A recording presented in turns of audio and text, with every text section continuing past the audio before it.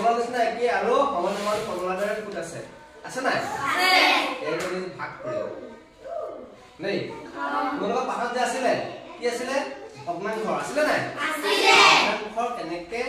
ভাগ কৰে আৰু কেনেকে লিখে আমি আজি দেখাম নাই এতিয়া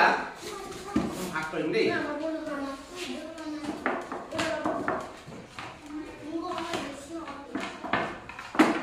কৰিলো ইয়াত আছিলে 1 2 3 4 5 আৰু এফালে 5 কিমান আছিলে 10 টা আছিলে 10 টা ভাগৰ আমি কিমান ললো 5 ভাগ ললো মানে হয় হয়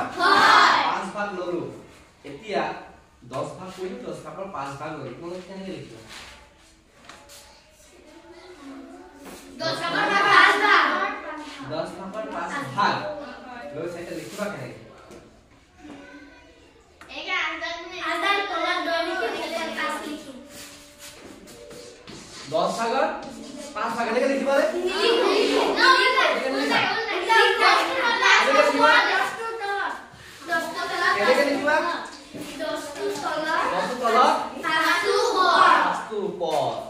এতিয়া চাবা 10 ভাগ আমাৰ আছিলে আকৌ চাম আছিলে কিমান 10 ভাগ প্ৰথম আছে 10 ভাগ তে ললো কিমান আমি 5 ভাগ লৈছো মানে এই 5 ভাগ আমি লৈছো কিমান লৈছো 5 ভাগ তেমন আসলে 10 ভাগ আমি ললো 5 ভাগ উঠাই ললো মানে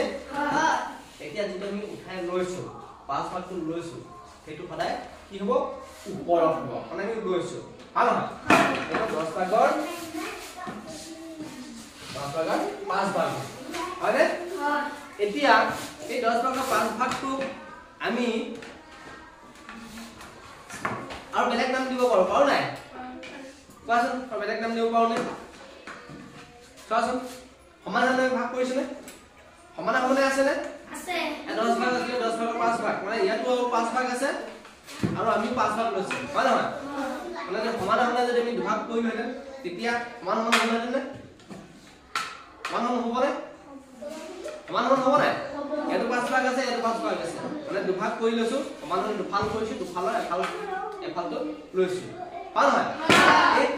10 ভাগৰ 5 ভাগটো আমি বেলেগকে কি লিখিব পাৰো আৰু দুভাগৰ এভাগ লিখিব পাৰো নে পাৰো নাই পাৰো দুভাগৰ এভাগ মানে সমানে দুভাগ কৰিলো দুভাগৰ আমি এভাগটো লৈছো হয় নহয় হয় এনেকৈ আমি লিখিব পাৰো আৰু তেনেকৈ কিবা লিখিব পাৰি নেকি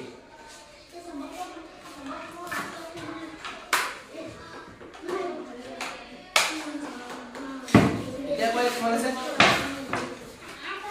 এটো মানে আছে আসলে 10 ভাগ মানে ললো কিমান ভাগ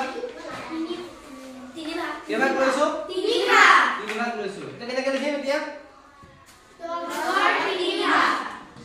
10 ভাগৰ 3 ভাগ আমি এটো এনে ধৰণে লিখিব লাগিব পিছলে আকৌ পাহৰি কি কৰে 10 ভাগৰ লিখিলে 10 ৰ ওপৰত লিখিলে আকৌ তলত কি কৰে 3 লিখি দিয়ে 3 লিখিব পাৰে 10 ভাগ প্ৰথম কিমান ভাগ এটা লিখি ল'ব লাগে তাৰপিছত কিমান ভাগ ললো সেইটো কি কৰিব লাগে সেইটো আঠডালৰ ওপৰত দিব লাগে হয়নে